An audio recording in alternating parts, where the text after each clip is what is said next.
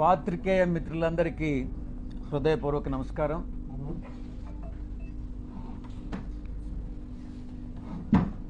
మొట్టమొదటిగా 2024 ఎన్నికలను చర్చించుకుందాం. ఒక పరిణామ క్రమంలో ఒక సిస్టమేటిక్గా ఎలా కుట్రలు జరుగుతున్నాయి అన్నటువంటి విషయాన్ని ఆకలింపు చేసుకోవాలి.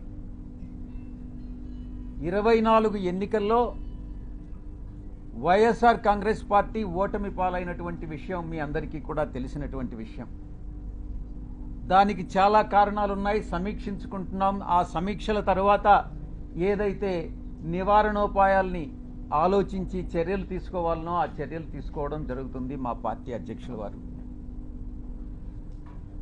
ఎన్నికల రిజల్ట్ వచ్చిన తర్వాత, కొత్త ప్రభుత్వం పగ్గాలు చేపట్టిన తర్వాత ఏం జరుగుతుంది, మొట్టమొదటిగా ఏం జరిగింది అన్నటువంటిది అర్థం చేసుకోవాలి. రాష్ట్ర వ్యాప్తంగా ఇచ్చాపురం నుంచి అలా కుప్పం వరకు కూడా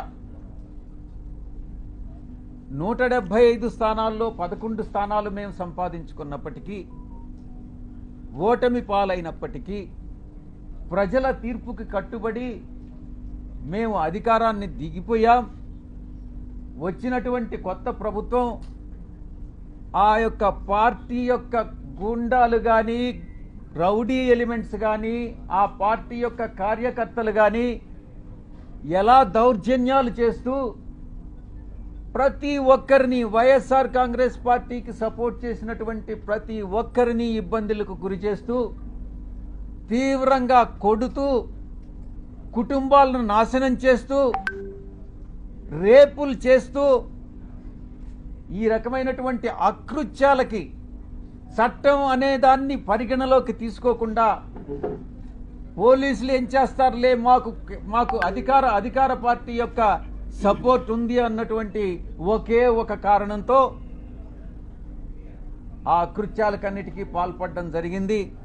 కొన్ని కుటుంబాలు కాసేపు నిశ్శబ్దంగా ఉండండి, ఎవరైతే ఇష్టం లేదో ప్రెస్ కాన్ఫరెన్స్లో వాళ్ళు వెళ్ళిపోవచ్చు. ఇలా కొన్ని ఊర్లలో ఉన్నటువంటి కుటుంబాలు ఊర్లు వేరే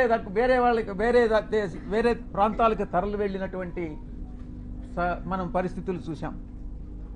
ఇంతటి దారుణమా ఇదా మీరిచ్చేటటువంటి ప్రజాస్వామ్యబద్ధమైనటువంటి పరిపాలన అని నేను ప్రశ్నిస్తా ఉన్నా. ఇప్పుడుండేటటువంటి అధికార పార్టీ ఎన్నికలకు ముందు ఎన్ని రకాలైనటువంటి హామీలు ఇచ్చింది ఒక్కసారి ఆలోచించుకోండి. సూపర్ 4 అనని, సూపర్ 6 అనని, మేము చట్టబద్ధంగా పరిపాలిస్తామనని, మేమేదో చట్ట వ్యతిరేకంగా పరిపాలించామనని, ఏది ఏమైనప్పటికీ ప్రజల తీర్పును శిరసావహించాం. ప్రజలందరూ కూడా గమనిస్తూ ఉన్నారు. తప్పకుండా ఈరోజు ఈ యొక్క పరిపాలన, ఈ ఒక్క నెల రోజుల్లోనే ఈ యొక్క ప్రభుత్వం చేస్తున్నటువంటి రాక్షస పాలన ప్రజలందరూ కూడా గమనిస్తూ ఉన్నారు. తప్పకుండా ఇది పతనానికి, ఈ యొక్క ప్రభుత్వ పతనానికి నాంది పలుకుతా ఉన్నారు. వాళ్ళకు వాళ్లే నాంది పలుకుతున్నారు అన్నటువంటి విషయంలో సందేహమే లేదు.